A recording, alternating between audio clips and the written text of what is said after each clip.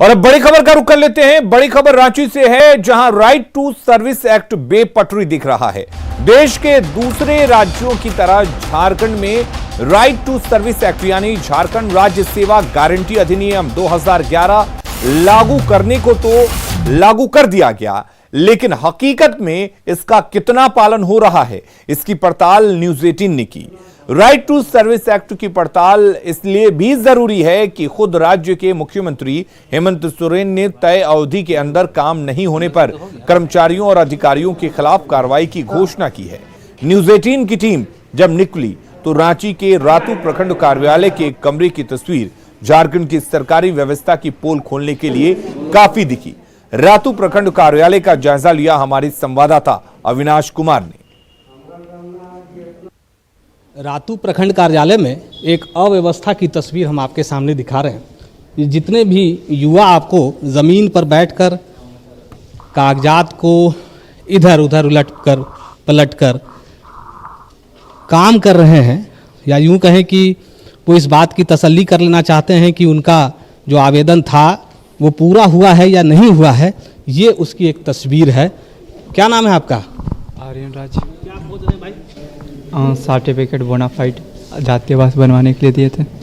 तो ऐसे नीचे क्यों खोज रहे हैं? ऐसे ही होता है यहाँ क्या? पता नहीं। कब दिए थे? कल। ये ऐसे रोज ऐसे ही खोजते हैं आके क्या आप लोग? नहीं, तो फिर ऐसे ही खोजा जाता है। यहाँ आने से ऐसे जिसका बन गया हो यहाँ नीचे रखा रहेगा। हाँ, और फिर अगर हम चाहें तो आपका वाला लेकर चले जाएं तो कोई रोकेगा? नहीं तो सब अपना अपना लेता है, अपना देखता है, खोजता है, उसके बाद लेता है। तो फाइलिंग क्यों नहीं है? सर तनिक है कि हम लोग स्टाफ की कमी के कारण ऐसा व्यवस्था किए हैं, बाकी तो हम लोग दे ही रहे थे, लेकिन बच्चे लोग को भी सहूलियत डेली का एक जगह रखने पर बहुत ज़्यादा हो जाएगा, फिर खोज के देने में फिर चित्तर बितर हो जाएगा, इसलिए ऐसा। अच्छा, ये थोड़ा सा मिल जाए। अच्छा, ये इनके लिए फ़ायदेमंद है या सरकारी कागजात का ये ऐसे आप छोड़ दे रहे हैं? कोई किसी का लेकर जा सकता है, कोई है रोकने वाला? वैसा तो नहीं है सर, वैसा अभी तक शिकायत नहीं हुआ है। ऐसा हो नहीं सकता? अगर वहाँ पर कोई ले जा रहा है तो आप कैसे देखते हैं? चेक हाँ, करते हैं ले जाने वाले? हाँ, चेक करते हैं, कभी कभी देख लेते हैं, बाई चांस कभी का 2 आदमी का इतना आदमी कमी है, इसी कारण। कितने लोग हैं यहाँ? ठीक है, ये मैनुअल मैंने साइन आवेदन करा देते हैं, उसके बाद बच्चा ले जाता है, फिर प्रज्ञा केंद्र में ऑनलाइन करते हैं, ऑनलाइन करता है, उसके बाद अब कई दिन बनता है तो हम नहीं बता पाएंगे। हाँ, नहीं पता है कितने दिन? मैंने 5-6 दिन इसका मोटा मोटी टाइम है तत्काल। 5 दिन में? जी जी, हम लॉग इन नहीं करते हैं इसलिए हम नहीं बता पाएंगे। साइन कराते हैं, जी जी। कह रहे हैं कि नियम तो कहता है कि 5 से 6 दिन में बन जाने का, लेकिन बड़ा बाबू को ये पता नहीं है कि कितने दिनों में बनता है। और बड़ा बाबू यह भी कह रहे हैं कि यहाँ जो बच्चे अपने तरीके से अपने ही आय प्रमाण पत्र या जाति प्रमाण पत्र को खोज रहे हैं, यही व्यवस्था है, क्योंकि इनके पास कर्मचारियों की कमी है। खासकर अगर हम युवाओं की बात करें, कल की भविष्य की बात करें, और जो लोग रोजगार के लिए लगातार आवेदन कर रहे हैं, उनके लिए ये जो तस्वीर है संभवतः ये मशक्कत करने वाली तस्वीर, क्योंकि खुद से ही आकर आपको खोजना है इस ढेर से, और आपका अगर मिसिंग है तो आपको बताने वाला कोई नहीं। कैमरा पर्सन संत के साथ अविनाश कुमार, न्यूज 18 रातू। और राज्य सरकार ने 2021 को भले ही रोजगार का वर्ष घोषित किया है और इसके तहत बड़े पैमाने पर नियुक्तियां करने की बात कही गई है, मगर जेएसएससी की कार्यशैली से नहीं लगता कि नियुक्ति प्रक्रिया तेज करने को लेकर आयोग गंभीर है। हालात ये हैं कि हाईकोर्ट के फैसले के बाद भी 2017 में आयोजित इंटरमीडिएट स्तरीय संयुक्त प्रतियोगिता परीक्षा का फाइनल रिजल्ट अब तक प्रकाशित नहीं हुआ है। नियुक्ति की आस में भटक रहे सफल अभ्यर्थी सचिवालय से लेकर आयोग के दफ्तर तक के चक्कर काट रहे हैं। ऐसे में नाराज छात्र आयोग के समक्ष अनिश्चितकाल के लिए धरने पर बैठ गए हैं और गांधीवादी तरीके से सरकार से अपनी गुहार लगा रहे हैं।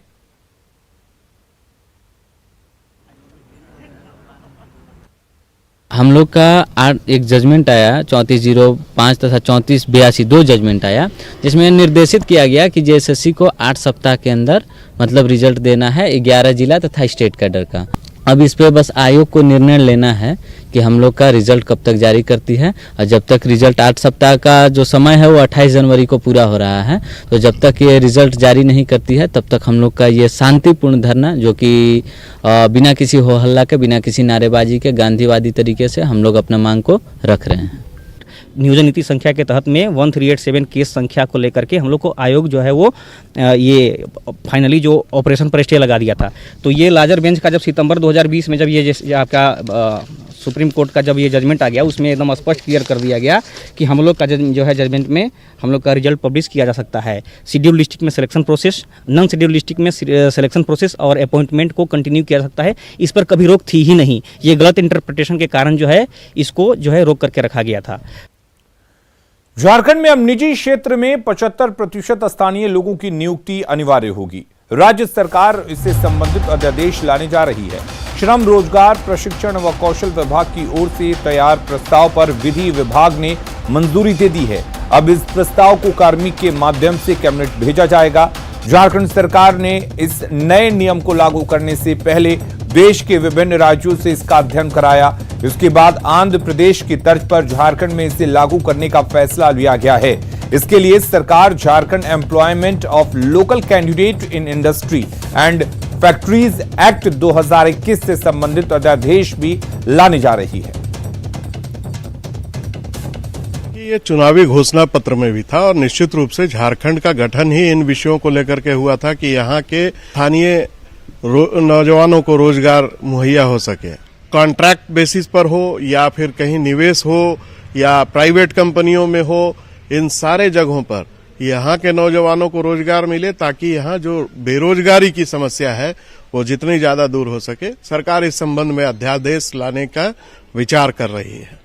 जो भी कमिटमेंट हम लोगों का था जनता के प्रति, जो वादे करके हम सत्ता में आए, झारखंड झारखंडियों के लिए बना है। हम लोगों ने संघर्ष करके इसे बनाया है। निश्चित तौर पर झारखंडियों को उनका अधिकार मिलना चाहिए और इस दिशा में एक बहुत ही क्रांतिकारी कदम होगा। मैं सैल्यूट करता हूं युवा मुख्यमंत्री को, जिन्होंने एक विजन के तहत कैसे यहाँ के लोगों को रोजगार से जोड़ा जाए, एक ब्लूप्रिंट तैयार करके इस तरह के घोषणाओं को अमली जामा पहनाने का काम किया है। क्योंकि सरकार ने 5 लाख नौकरियां देने का वादा किया था, यहाँ कृषि लोन माफ करने का वादा किया था, बेरोजगारी भत्ता देने का वादा किया था, कुछ भी ये नहीं कर पाई। तो फिलहाल इस मुद्दे पर ये क्या प्रस्ताव लेकर आ रहे हैं, उस प्रस्ताव को आने दीजिए, कैबिनेट से पास होने दीजिए। उसके बाद पूरे प्रस्ताव को देखने पर ही भारतीय जनता पार्टी कोई विस्तृत प्रतिक्रिया देगी। रांची में एक युवक खाली मकान की छत पर चढ़ गया और कूदकर जान देने की धमकी देने लगा। बात फैली और मौके पर पुलिस पहुंच गई, साथ ही युवक को समझाने बुझाने में जुट गई। फायर ब्रिगेड की टीम को भी बुला लिया गया और फिर युवक को उतारने की कवायद शुरू हो गई। पूरा मामला कोतवाली थाना क्षेत्र के सेवा सदन अस्पताल के पास का है। आखिरकार युवक इन चीजों को देखकर छत से कूद गया, लेकिन नीचे खड़े लोगों ने उसे बचा लिया। लोग युवक के बर्ताव और उसकी जिद को देखते हुए नीचे कंबल लेकर खड़े थे और युवक गिरा तो उसी कंबल में आकर गिरा, जिससे हादसा होने से बच सका। जानकारी के अनुसार युवक नशे में था, वहीं उसे मानसिक रूप से भी कमजोर होने की बात सामने आ रही है।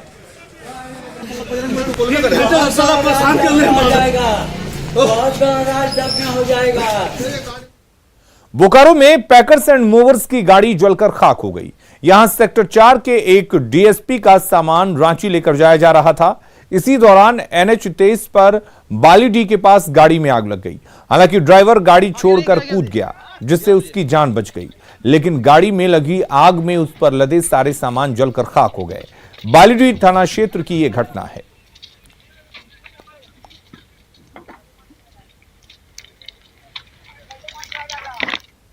बोकारो में धान किसान काफी परेशान नजर आ रहे हैं। यहां धान बेचने में बिचौलिया तंत्र काफी हावी है। बाहर से आकर बिचौलिए किसानों के धान कम कीमत पर खरीदते हैं। दरअसल धान का सरकारी रेट जहां 2050 रुपए है, वहीं इसकी कीमत बिचौलिए 1200 से 1400 रुपए देते हैं। जिले के 9 प्रखंडों में कमोबेश यही हालत है। सरकार के लाख दावों के बावजूद भी किसानों को लाभ नहीं मिल पा रहा है।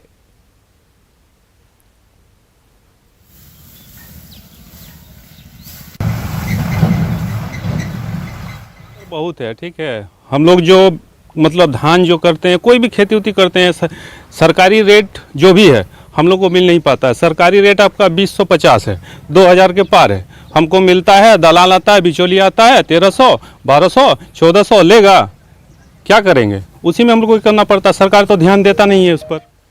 पाकुड़ में 250 पत्थर खदान हैं और इनसे डंपरों के जरिए पत्थरों की ढुलाई होती है। रद्दीपुर, मालपहाड़ी, पाकुड़िया और बंगाल की सीमा पर सटी पत्थर खदान में चलने वाले डंपर का कोई कागजात नहीं होता। अगर किसी में नंबर प्लेट लटकता भी रहता है तो ये किसका है किसी को पता नहीं होता।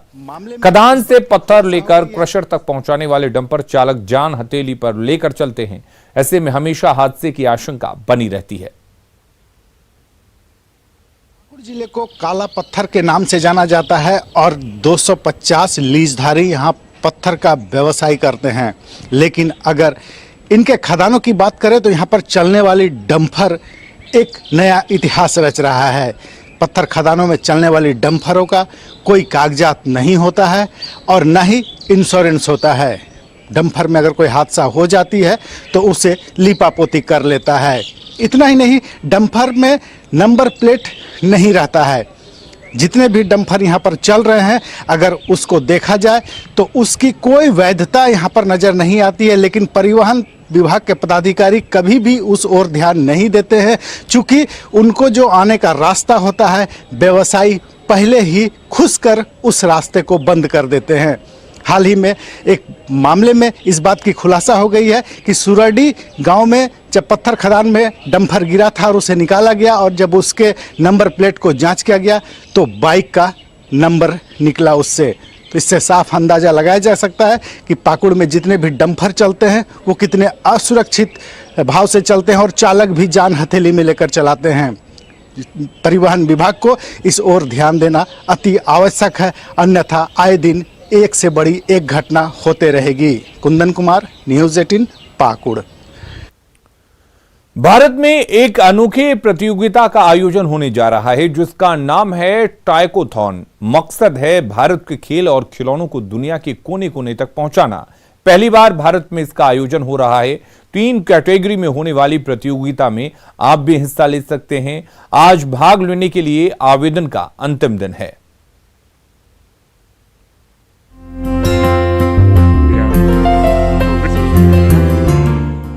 आप क्रिएटिव हैं, कुछ नया और अलग करना चाहते हैं, खिलौनों और गेम्स में रुचि है, तो आपके पास मौका है 50 लाख रुपए तक का इनाम जीतने का। यह मौका आपको भारत सरकार दे रही है। केंद्रीय शिक्षा मंत्रालय ने 5 जनवरी 2021 को भारत का अपना गेम चैलेंज टॉयकाथॉन लॉन्च किया है। पूरी दुनिया को लीडरशिप बच्चों को खिलौने के, स्वदेशी खिलौने के माध्यम से कैसे करके हम लोग कर सकते हैं, इसलिए ये टाई हॉकाथॉन आज आयोजित किया जा रहा है। शिक्षा मंत्रालय के इनोवेशन सेल ने all India council for technical education यानी AICTE, महिला एवं बाल विकास मंत्रालय, वाणिज्य एवं उद्योग मंत्रालय, MSME मंत्रालय, कपड़ा मंत्रालय और सूचना एवं प्रसारण मंत्रालय के सहयोग से इसका आयोजन किया जा रहा है। टॉयकाथॉन एक राष्ट्रीय स्तर की प्रतियोगिता है जिसका उद्देश्य है ऐसे खिलौने और गेम्स बनाना जो भारतीय सभ्यता, संस्कृति, इतिहास, मूल्यों और पौराणिक कथाओं पर आधारित हों। आत्मनिर्भर भारत अभियान के तहत देश को टॉय और गेम इंडस्ट्री में भी आत्मनिर्भर बनाने के लिए इसकी शुरुआत की गई है। प्रतियोगिता में स्कूली स्टूडेंट्स से लेकर कॉलेज स्टूडेंट्स, टीचर्स और प्रोफेशनल्स तक हिस्सा ले सकते हैं।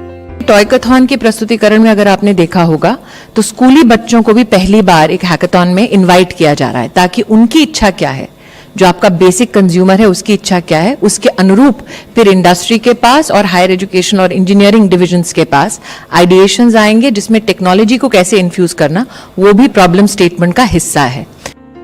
3 कैटेगरीज में ये प्रतियोगिता आयोजित की जा रही है। Junior students, higher education students और प्रोफेशनल्स। इन 3 कैटेगरी में आप अप्लाई कर सकते हैं। इसके लिए toykathon.mic.gov.in के जरिए ऑनलाइन अप्लाई करना है। आवेदन की प्रक्रिया 5 जनवरी से चल रही है।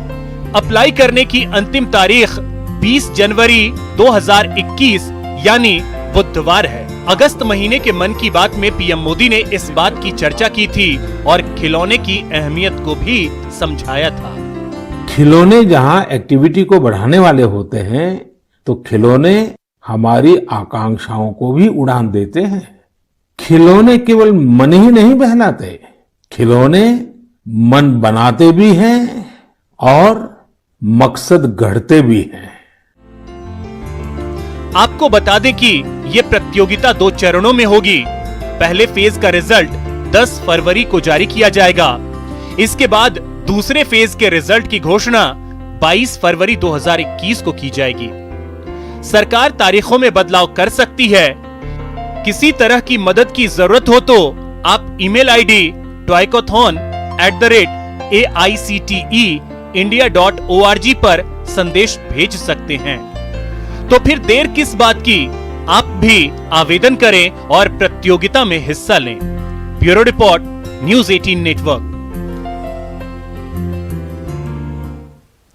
कोविड-19 महामारी ने परस्पर निर्भरता की भावना को सुदृढ़ किया है, जिससे कि पूरा देश इस विपत्ति का एकजुट होकर मुकाबला कर सके। वैक्सीनेशन के ऐलान के बाद जरूरत है कि हम सभी अपना सर्वश्रेष्ठ योगदान दें, जिससे हम एक साथ वायरस को हराने की तरफ कदम बढ़ा सकें। और नेटवर्क 18 इस मुहिम में हर कदम पर आपके साथ होगा। जब तक सभी सुरक्षित नहीं होते, तब तक कोई सुरक्षित नहीं होगा। इसी सोच के आधार पर हमारे कैंपेन संजीवनी का लक्ष्य ये सुनिश्चित करना है कि वैक्सीन पाना सभी भारतीयों का अधिकार है।